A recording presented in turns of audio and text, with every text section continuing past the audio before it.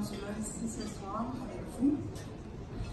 Premièrement, un gros merci à toute l'organisation. C'est vraiment formidable. On se sent très accueillis et on passe un très bon moment ensemble.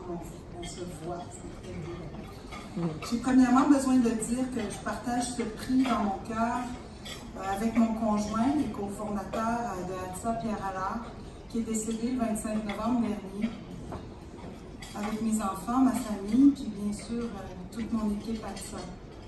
Ceux et celles qui ont cru en la continuité de nos projets, puis entre autres particulièrement avec ce projet de la résilience qui est Cuisine ta ville.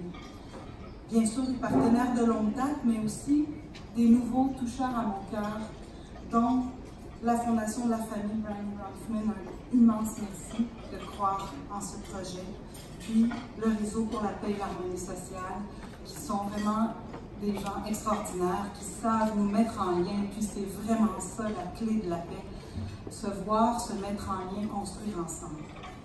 En janvier 2019, je n'avais pas la moitié du financement, puis le deuil entrant aussi en ligne de cause comme source de découragement, je me demandais vraiment si malgré tous mes efforts, on réussirait à déployer cette extraordinaire édition de mai 2019.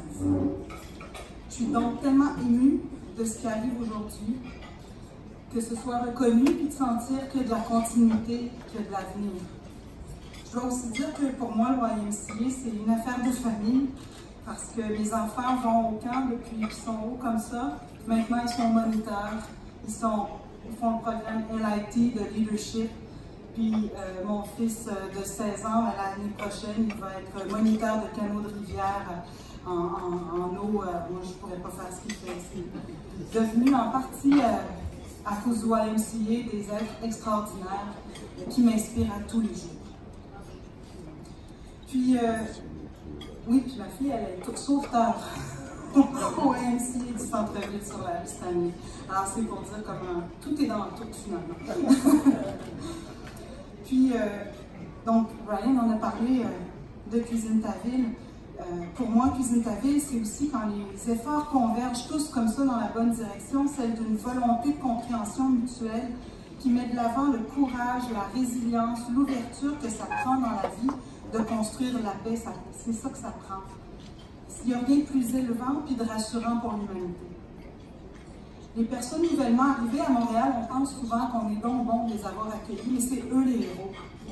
C'est eux les personnes qui ont passé à travers l'enfer de toutes ces décisions, puis arriver ici, puis d'être là avec souvent plus de références, plus de famille, et aussi des deuils, et beaucoup d'oppression. Et elles reconstruisent leur vie, puis je trouve qu'on doit leur faire honneur au cœur de la ville, sans équivoque. Et là aussi encore, le YMCA, quand je vais faire du recrutement pour inviter ces personnes à participer et à être le cœur de notre société avec nous, ben c'est au YMCA à Praïdan que j'y vais aussi.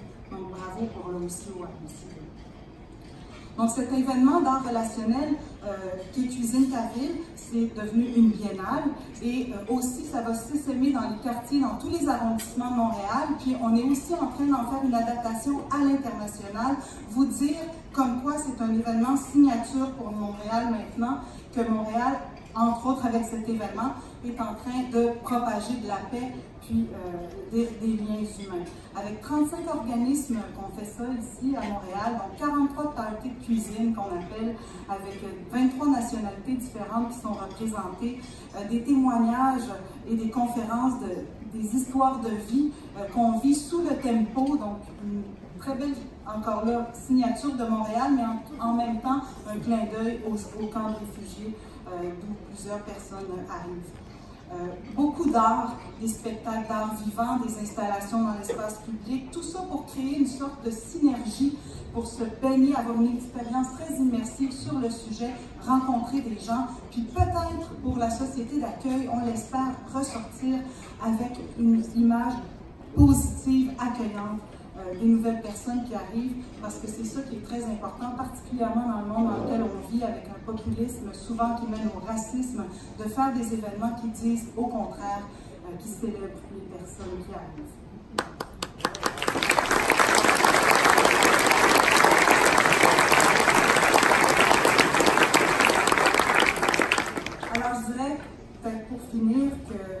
avec cet événement-là que j'espère continuer et porter fièrement, que Montréal démontre ses valeurs d'une société ouverte qui n'a pas peur de l'autre, qui est curieuse de son prochain.